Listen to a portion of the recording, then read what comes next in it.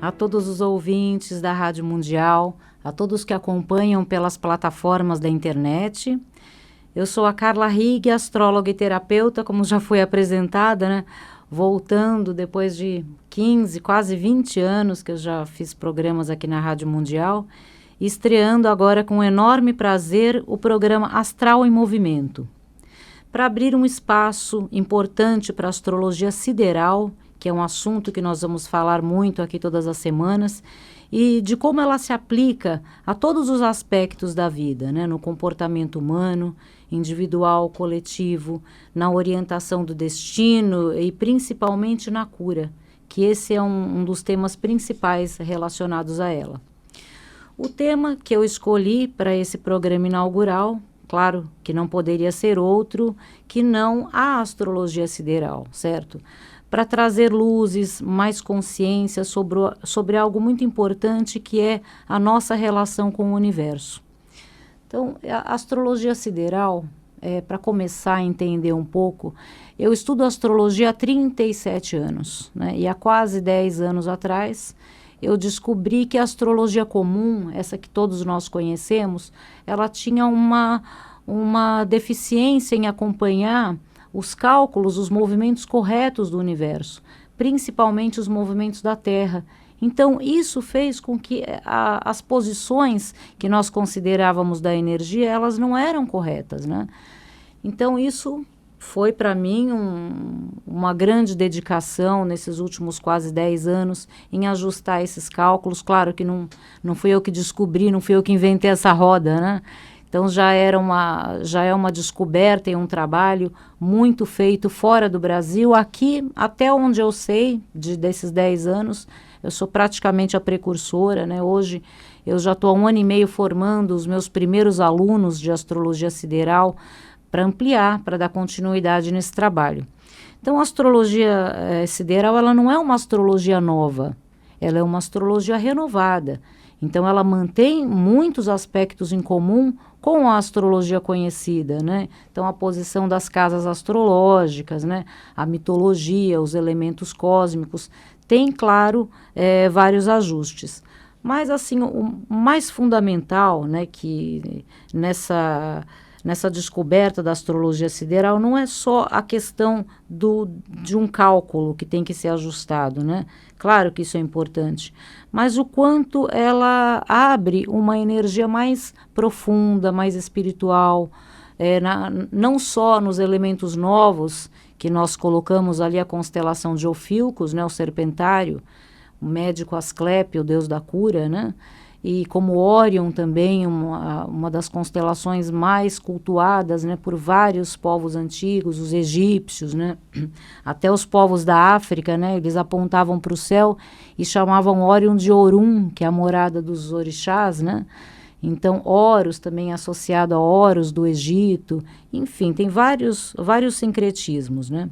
Então, dentro dessa observação mais profunda, tem uma coisa não só do conhecimento a mais que ela traz, é a questão da própria energia, que no meu caso e dos inúmeros mapas que eu venho atendendo desde que eu comecei com a astrologia sideral, das pessoas também se sentirem da mesma forma.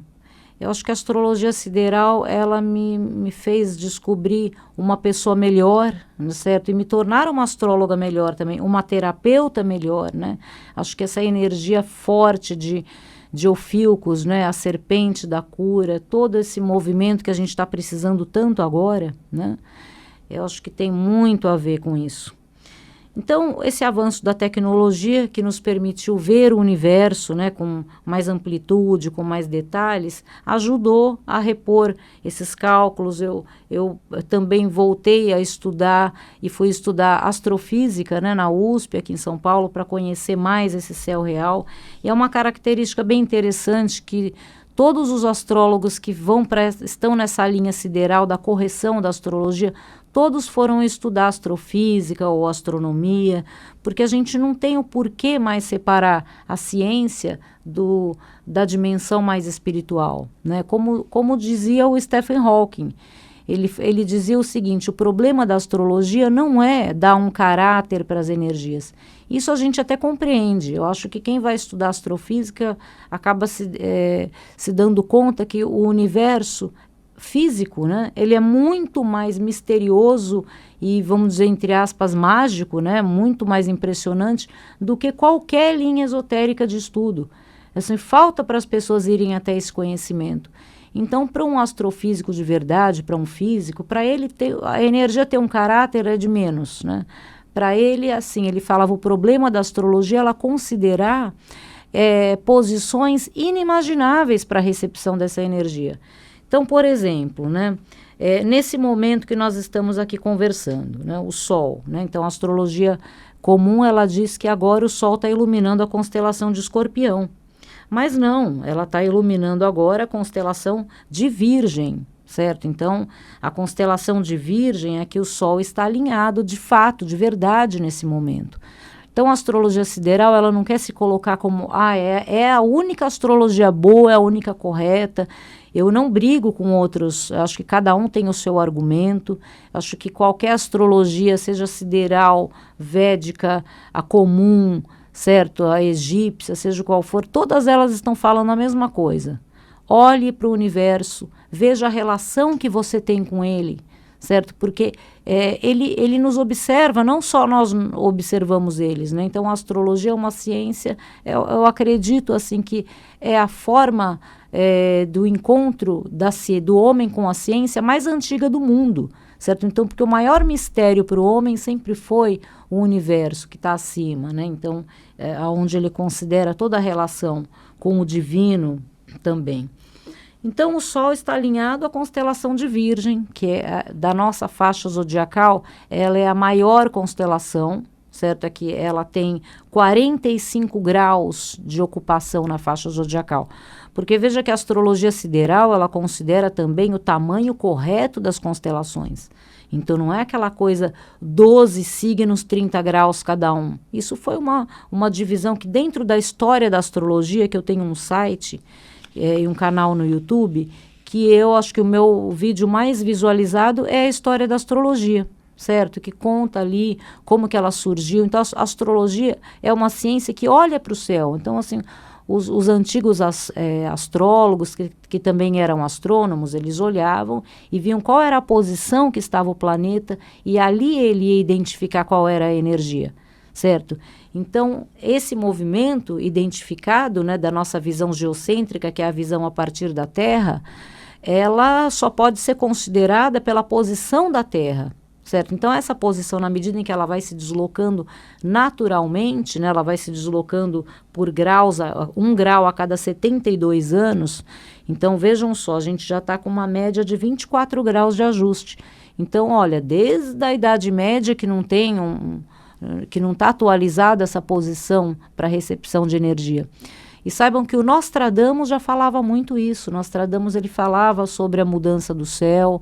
A precessão dos equinócios não é descoberta moderna, foi descoberta por Hiparco lá na Grécia Antiga. Então, ele já falava muito sobre quando a precessão ia alinhar com a constelação de Ophiuchus, o serpentário, né? Ele era fascinado, ele era apaixonado por essa constelação. Ele como médico, né? Então, ele descreve, né, fala sobre ela em vários escritos, vários documentos que ele deixou em livros, enfim, né? Então, ele dizia, inclusive, numa das profecias dele, que o momento em que a Terra, né, que o ser humano despertasse para a atenção para a constelação de Ophiuchus, seria um momento de grande transformação da humanidade. E nada mais adequado do que a gente agora inserir essa energia de cura, que é Ophiuchus, certo? Asclépio, o deus da medicina. Então, há quem diga, né, há historiadores que digam que ele não foi um mito, que ele existiu de verdade, né? E ele existiu, dedicou toda a sua vida a curar as pessoas, a tratar, formando os primeiros médicos da Terra, os primeiros hospitais, né, que eram conhecidos como templos de cura, né, eram de Asclépio. Então, essa dimensão real de alinhamento com as estrelas é muito importante na astrologia sideral. Porque, por exemplo, né, da mesma maneira que tem 45 dias do ano que nascem virginianos, né, porque ele fica iluminado até agora o dia 30, né, desse mês, só no dia 31 que o Sol ele ingressa, né, a sua luz passa a iluminar a constelação de Libra, que ela é iluminada por 22 dias. E imaginem só, Escorpião, ele só tem 7 dias. São 7 graus. O Escorpião, ele, com a precessão, com esse deslocamento, né, da cintura da Terra, então, assim, todo o gancho, né, do Escorpião, o formato das estrelas dele, ela, na verdade, ela é toda inclinada embaixo dos pés de Ophiuchus. Então, na astrologia sideral, Escorpião, ele não tem mais uma coisa tão individual, certo? Ele tem uma energia muito mais coletiva, é o momento de se aprofundar, certo? De você ir lá no fundo para tirar não só aquela sombra que você precisa se libertar e curar em Ophiuchus, né, quando ela emerge, mas também trazer as suas joias, suas melhores qualidades, certo? Então, essa profundidade de Escorpião, que ele é iluminado de 22 a 28 de novembro, né, ainda nem começou. Então, esse é o ponto, né, principal da astrologia sideral.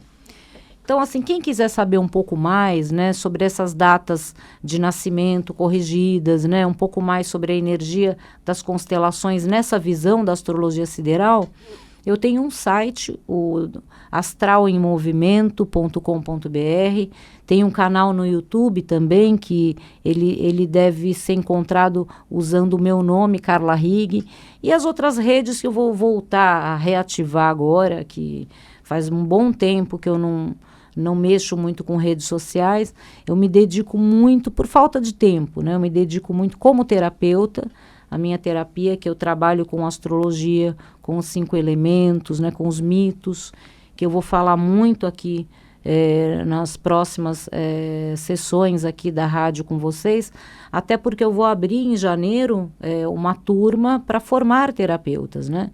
Então, agora eu estou formando os primeiros astrólogos, que vocês, a partir de janeiro, astrologia sideral, hoje que eu saiba, só tenho eu lendo, até porque foi assim uma conquista, né? Mas agora não, a partir de janeiro eles já estão quase bem craques, né? Só faltam ali a parte das previsões para começarem a atender os mapas, né?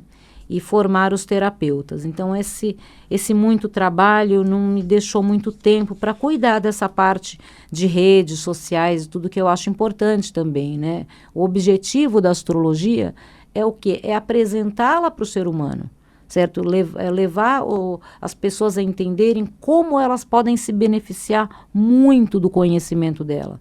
Porque a astrologia, veja só, uma coisa que eu acho importante colocar aqui, eu não quero fazer críticas, né, para astrólogos, para isso. Acho que cada um tem a sua forma de ver e trabalhar cada coisa, né?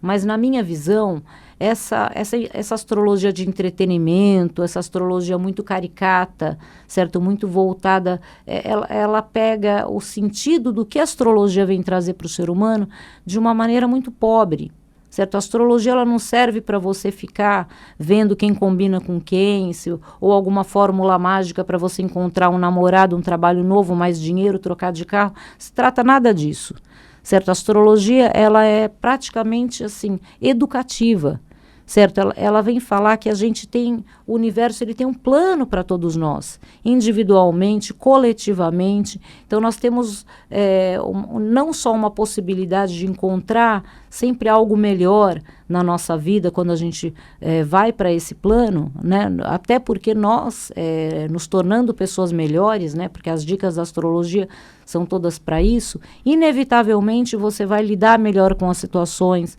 encontrar pontos melhores para a sua vida, né? Então, a astrologia, ela tem esse processo de aprimoramento do ser humano, porque assim, ele se aprimorando, as dicas que a astrologia dá, o ser se aproxima dela. Então, assim, o aprimoramento é como se fosse uma porta aberta para o universo, para que ele possa trazer os benefícios para cada pessoa, né? Então, nós vamos falar muito sobre essa visão de aprimoramento que a astrologia traz, falar muito sobre os mitos, né? Porque os mitos, eles são os arquétipos da nossa alma. Quando a gente fala de energias cósmicas, então, por exemplo, vamos falar sobre Saturno, a tarefa de vida, certo? A necessidade da estruturação material. Se a gente fala de Plutão, que é o desapego, que é o fortalecimento do emocional, isso não são, vamos assim, não são considerados planetas para a astrologia, são consideradas energias espirituais disponíveis para o ser humano, certo? Eles estão ali como símbolos dela, certo? Então são energias espirituais, então todos nós temos essas energias nas nossas vidas. Então a astrologia sideral, ela também quebra um pouco esse conceito tribal, né, de pertencimento que as pessoas aprenderam a adquirir. Então, eu sou touro, eu sou Áries, eu sou como... eu sou, né? Como se algum conjunto de qualidades fosse melhor do que outros, certo? Isso não é verdade, isso daí é o quê? É o princípio da dualidade, que é o grande problema que a nossa sociedade vive desde sempre, né? Então, assim, quando se cria a dualidade, apartar as pessoas, isso vai fortalecer o quê? O preconceito, a distância, a falta de maturidade emocional. Então, esses são pontos que nós temos que refletir bastante sobre a vida, sobre a astrologia. Então, com tudo isso, o que a astrologia sideral ela quer fazer? Elevar o conhecimento do ser humano, a relação dele, ver com mais profundidade essa relação cósmica que nós temos, certo? Então, assim, essa visão espacial, né, essa conexão estelar que nós temos, nós somos filhos das estrelas, como que nós podemos nos furtar a olhar elas com esse respeito, né?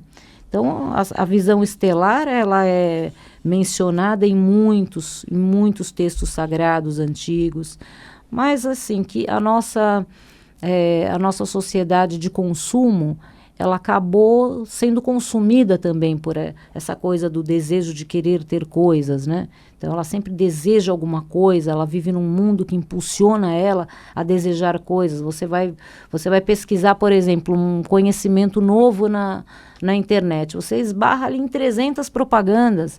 Então, é um mundo que ele prioriza o ganho, se vender para alguma coisa, certo? E não o doar, certo? Doar sem você ficar medindo quanto que você vai ter em troca. Isso não é só materialmente, isso no âmbito de sentimentos e tudo.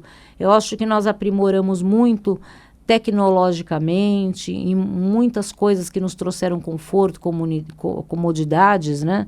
Mas, assim, acabamos esquecendo disso enquanto ser humano, certo? Então, assim, a paixão pelo conhecimento que deveria ser a coisa mais incentivada dentro da nossa sociedade, não. Assim, nós incentivamos o quê? A paixão pelo diversionismo. As pessoas têm que se distrair, elas têm que se divertir, sentir prazer o tempo todo, como se isso levasse em algum lugar.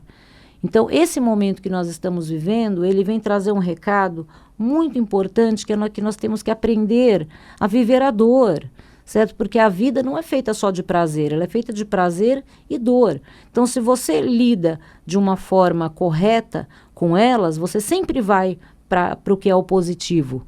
Enquanto que se você lida da maneira errada, por exemplo, o prazer em excesso, ele vira uma dor.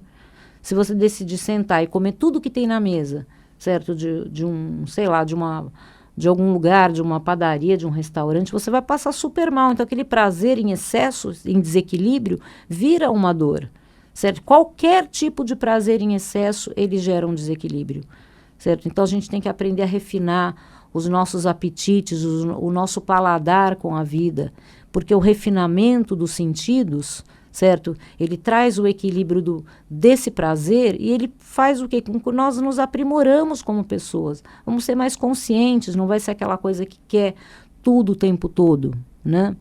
Então, no começo da vida, né, na infância, nós podemos ver ali as crianças, elas têm uma sede de conhecimento, tudo ela pergunta.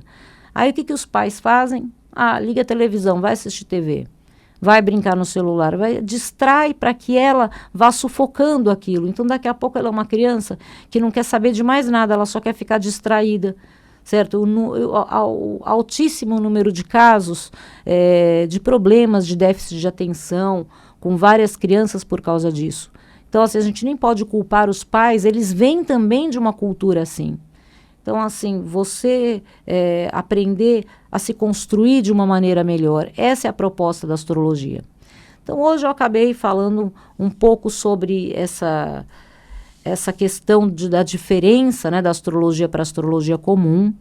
Eu vou trazer todas as semanas um tema, certo? Eu vou falar sobre uma constelação, um elemento cósmico e como que ele se relaciona nas nossas vidas.